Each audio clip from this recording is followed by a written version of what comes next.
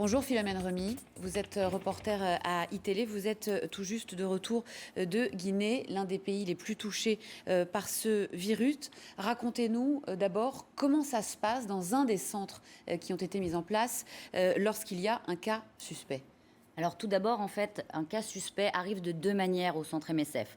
Soit lui-même ou sa famille appelle un numéro vert en expliquant les symptômes de cette personne et l'une des équipes MSF se rend sur place, va chercher cette personne ou alors tout simplement cette personne vient par ses propres moyens dans ce centre MSF. Alors lorsqu'on y pénètre, il y a des mesures très strictes. Dès le départ, dès la porte d'entrée, il faut se désinfecter les mains, se faire désinfecter les semelles de ses chaussures, puis tout est compartimenté, donc c'est-à-dire que cette personne, ce cas suspect qui arriverait, va être mis en isolé, puis donc on va lui poser plusieurs questions, observer ses symptômes et selon ses réponses, engager des tests ou non. Alors puis cette personne donc va être mise en isolation.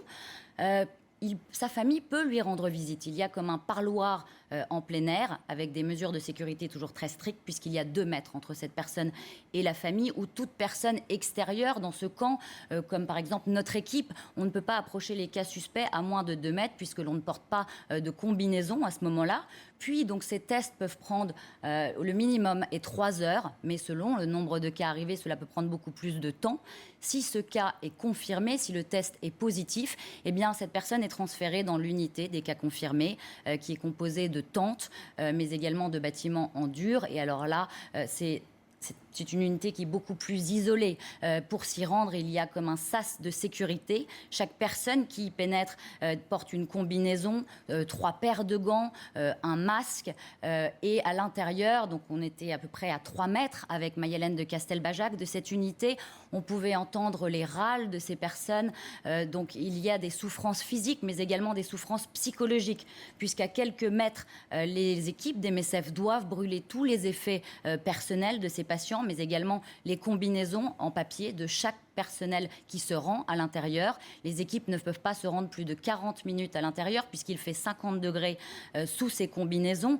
Et donc, à chaque sortie, il faut tout brûler. Alors, psychologiquement, ces patients peuvent sentir l'odeur. Alors, MSF, pour le moment, a 2 rescapés à l'intérieur du centre dans lequel je me suis rendue, qui sont à l'intérieur, qui apportent les repas à ces patients afin de leur expliquer que ce n'est pas une fatalité, que l'on peut s'en sortir puisque, évidemment, visuellement, ces combinaisons sont extrêmement impressionnante et cette personne que nous avons rencontrée, elle tente de leur expliquer que sous ces combinaisons, il y a une personne qui est passée par la même chose qu'elle et qui peut s'en sortir. Mais donc c'est un environnement extrêmement anxiogène pour toutes les personnes à l'intérieur et malgré toutes les mesures de sécurité que l'on peut prendre, le risque zéro n'existe pas, comme l'a précisé MSF pour ce genre de mission, puisque lorsqu'on était là-bas, un cadavre a été découvert juste derrière ce centre en plein air au petit matin, ce qui veut dire que des personnes l'ont déposé et ont été en contact, sont peut-être contaminées, puis sont retournées dans la ville de Conakry, la capitale de Guinée,